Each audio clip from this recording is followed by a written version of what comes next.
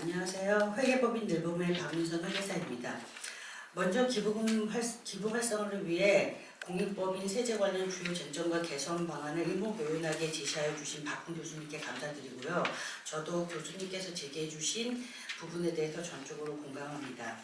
최근 몇 년 동안 지속적으로 공익법인의 회계 투명성 제도와 사후관리 강화 관련 세법 규정이 개정이 되었고 국세청이 본격적으로 공익법인의 의무사항 이행 여부를 검토하고 기부금 사용에 대한 관리 감독을 강화하고 있습니다.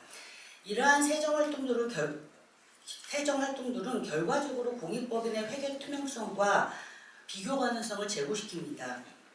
이 점을 고려한다면 교수님께서도 언급하셨지만 오늘 포럼이 상당히 규제 세제의 관점이 아닌 공익법인 활성화를 위한 지원 세제의 관점에서 논의된다는 점에서 상당히 의미가 있다고 생각하고 저도 이러한 뜻깊은 자리에 토론자로 참여해서 의견을 말씀드릴 수 있는 기회를 주셔서 감사드립니다. 저는 오늘 포럼 주제와 관련해서 한국가이드스타의 2023년도 국세청이 공시한 11,521개 법인의 2022년 결산서류 데이터를 기초로 해서 분석했던 분석 기사를 통해서 공익법인 간 기부금 수입의 양극화 문제를 살펴보고 현행 기부금 세제 혜택의 개편 필요성에 대해서 말씀드리고자 합니다. 시간 관계상 기사의 주요 세부 내용은 토론물을 참고해 주시기 바랍니다. 2023년 공시 공익법인의 2022년 기부금 수입 데이터 분석 결과를 종합적으로 요약하면 첫째, 탑10 공익법인의 기부금 수입 양극화입니다. 좀 더 자세히 말씀드리면 2022년 기부금의 총액은 약 9조 원이었고 기부금 수입 상위 탑10 공익법인이 받은 기부금 총액은 5조 3,778억 원으로 전체 59.7%를 차지합니다. 이 중 가장 많은 기부금을 받은 단체는 사회복지법인 사회복지 공동모금회로 약 7,924억 원을 받아 단연 1등이고 뒤이어 대중소기업 농업협력재단 4,749억 원, 서민금융진흥원 4,415억 그다음에 사회복지법의 월드비전 2,873억 원 순으로 기부금 수입의 부익부, 빈익부 현상이 심합니다. 또한 기부금 수입 상위 10의 10%에 편중되어 있습니다. 전체 공시 공익법인 11,521개 중에서 사회복지법인과 학술 장학 공익법인이 각각 26.2%, 23.9%로 큰 비중을 차지함에도 불구하고 기부금 상위 탑10 공익법인 중에서 학술 장학 분야, 의료 분야, 문화 분야는 한 곳도 없습니다. 5개년도인 2018년에서 2022년 기부금 수입의 10분위 배율, 그러니까 10분위 수입을 1분위 수입으로 나눈 값은 2028년 3,562배이고 2029년 4,622배로 심각해졌다가 2022년 약 한 3,000배로 다소 개선되었지만 기부금 수입의 양극화는 여전히 심합니다. 둘째, 기부금 유형별 편중 현상입니다. 2023년 공시 공익법인을 기부금 유형별로 나누면 일반 기부금을 받은 공익법인이 7,222개로 62.7% 대다수를 차지하고 특례기부금을 받는 공익법인은 1,675개로 14.5%, 나머지는 22.8%입니다.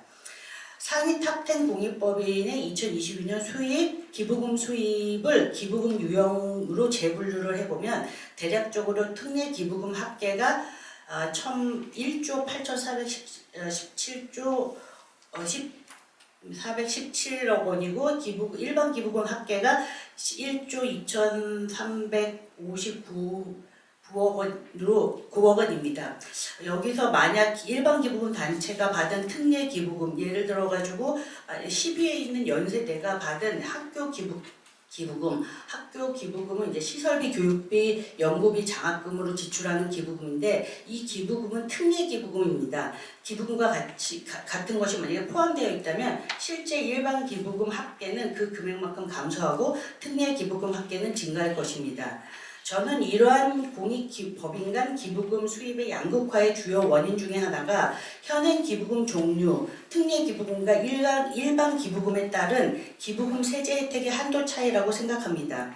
따라서 현재 기부금 수입 양극화를 해소하고 기부금 활성화를 위해서는 현행 기부금 세제 혜택 개정이 선행되어야 한다고 생각을 하고 몇 가지 개선안을 말씀드리겠습니다. 첫째, 기부금 세제 혜택의 비차별화입니다. 현행 세법은 기부금 유형, 특례와 일반에 따라 기부금 세제 혜택의 한도 차이가 특례 기부금은 법인 사업자가 50이고 일반 사업자는 뭐 20%, 그다음에 특례 개인 사업자는 100%면 반면에 개인 사업 일반 기부자의 개인 사업자는 10에서 30%이고 이로 그다음에 사업자의 송금 산입 한도와 비사업자의 세액 공제 한도가 상당히 차이가 큽니다. 만약 기부자, 특히 고액 기부자가 기부금 세제 혜택만을 고려한다면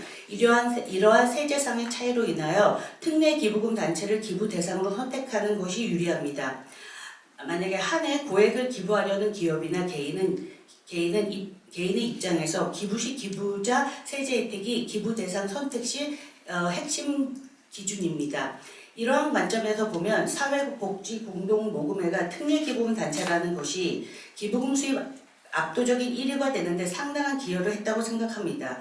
개인적으로 현행 고양 기부금에 부여한 세제 혜택처럼 특정한 기부금에 과도한 세제 혜택을 부여하는 것은 한정된 기부 자원의 배분을 왜곡시킬 수 있어 바람직하지 않다고 생각합니다.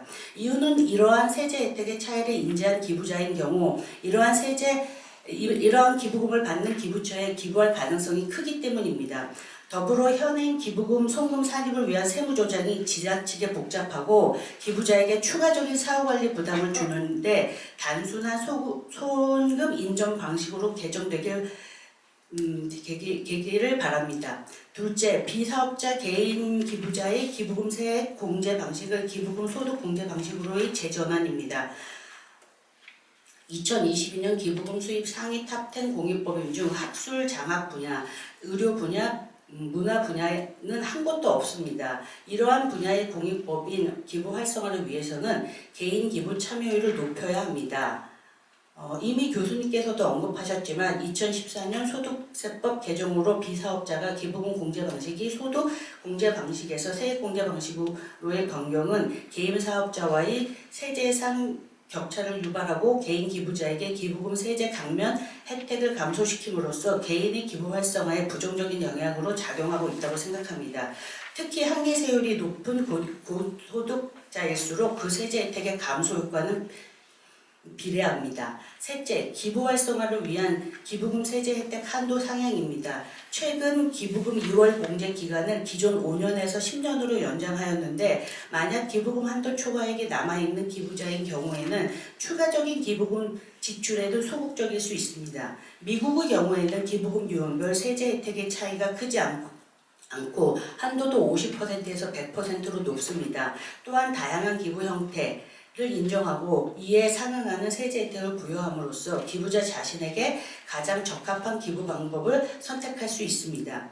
끝으로 제가 2019년부터 현재까지 아름다운 재단의 기부 컨설팅 위원과 기부문화연구소의 연구위원으로 활동하면서 느낀 점을 말씀드리면서 토론을 마무리하겠습니다. 현행 기부세제는 현금만을 전제로 규정되어 있고 주식, 부동산, 용역 등 기부 활성화를 위한 기부세제의 도입에는 극히 소극적이고 이러한 세제의 영향으로 현금 이외 현물 기부 시 기부자와 공익법인 모두는 다양한 세금 이슈에 대한 우려로 기부 의사결정을 주저하고 있습니다.